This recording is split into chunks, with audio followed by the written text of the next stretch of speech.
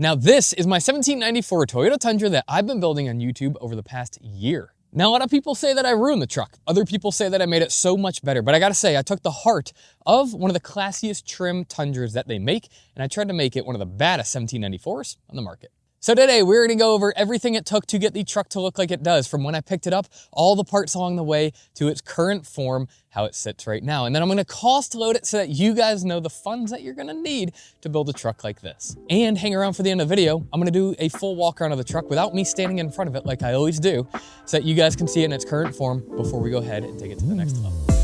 A necessary first mod, we have ceramic window tint coming in at $850. I had 3 locations tinted on the truck making up this cost, first being the front windows at 20%, which matched the rear factory windows nicely.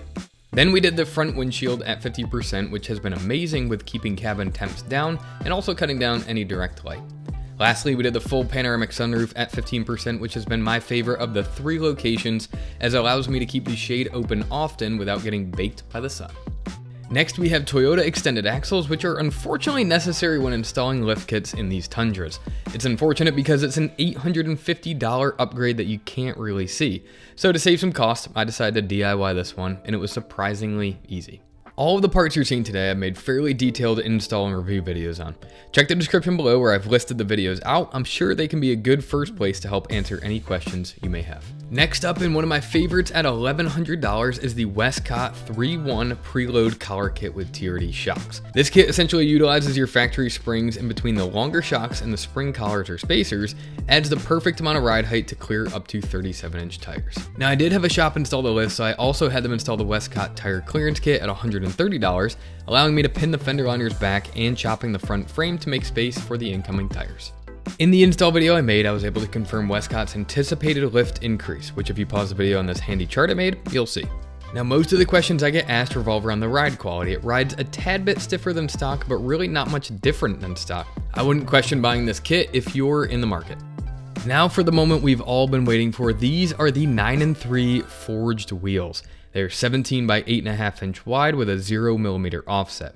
I ended up wrapping them in a 37 by 12.5 inch Nitto Ridge Grappler, and let me tell you, this has completely changed the look of the truck. Now, if your spouse is around, do yourself a favor and quick fast forward, because this wheel and tire kit costs $4,600.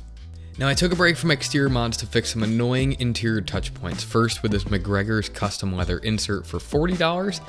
And then we got aluminum volume and drive knobs from Mace Manufacturing for $150. And although this seems expensive, after having a broken volume knob, I wanted the highest quality ones I could get, and I got them. I finished the interior mods off with an extra $50 by replacing the factory touchscreen film with some glass protection. And I also installed a Carista OBD2 module. This module is awesome because it allows you to disable the annoying seatbelt chime and unlock some hidden features you didn't know you had on your truck. For example, I can now roll my windows down with my key fob and turn them up with my key. Now back to some exterior mods, because I got in these awesome rough country fender flares that have been one of the biggest hits on this build. They came in raw plastic, as they don't offer my factory color from rough country.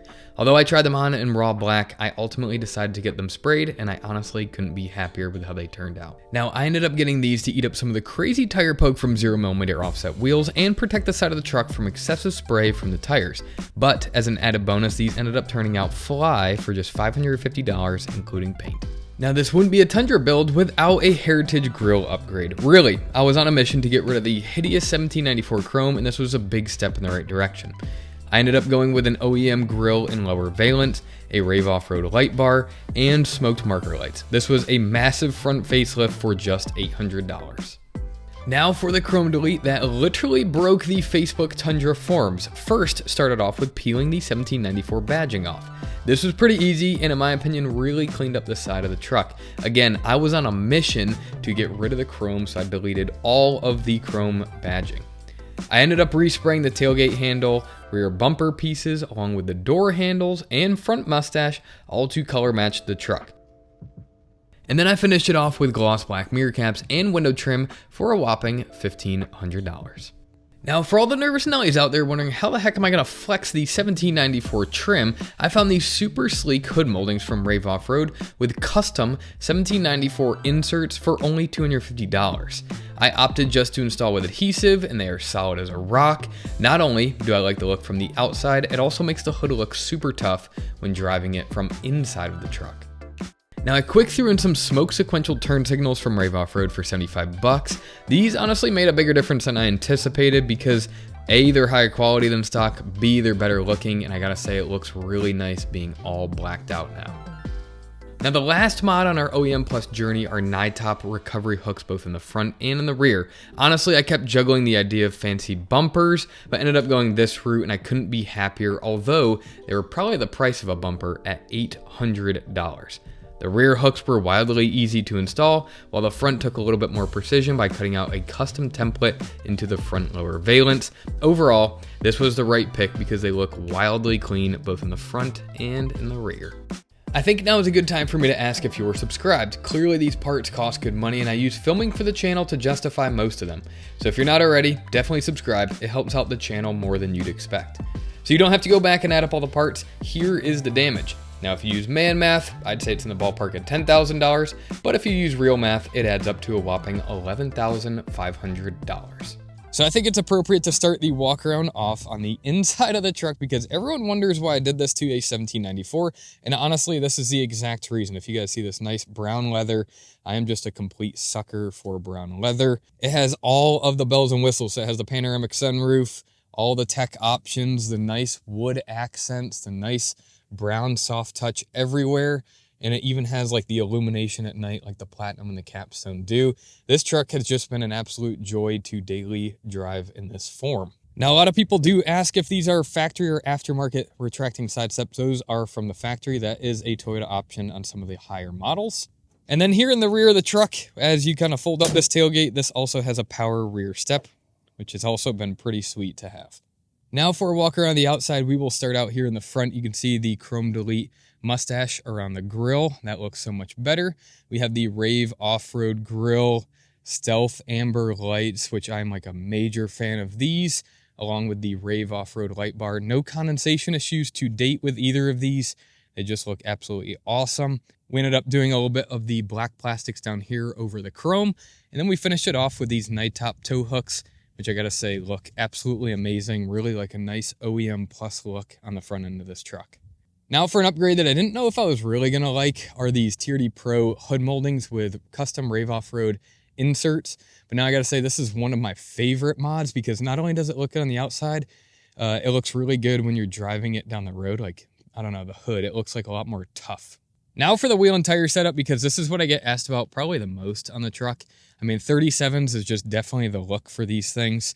This is a 9-3 wheel. This is a forged 17-inch wheel. Honestly, I think this company is so underrated. I think their wheels just look absolutely amazing. Wrapped in a 37-inch Nitto Ridge Grappler, which has been a really good tire to buy. If you guys know me, I'm a total Nitto lover. Now, a lot of people ask how much fender liner do you have to trim away to get these to not rub.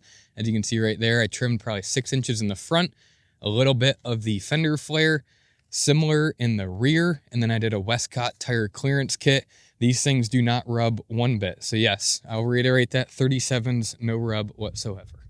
As you guys heard me mention, this is a 0mm offset wheel.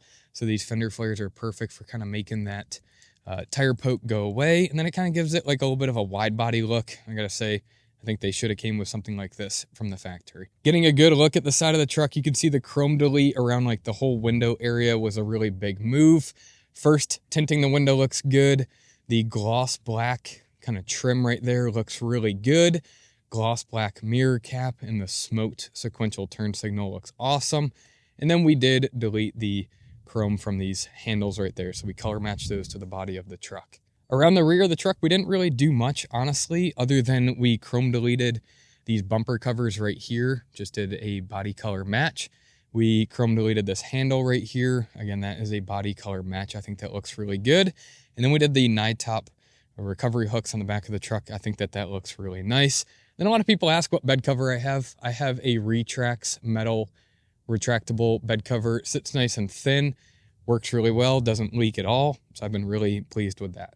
Now, I have to say thank you guys to all of the loyal subscribers that are out there. You guys have just been so fun to talk to down in the comments. Now, if you guys want anything specific to see for phase 2 of this build, which is going to be more of an overland theme, definitely leave them down in the comments below. Till then, we'll catch you in the next one. Peace out.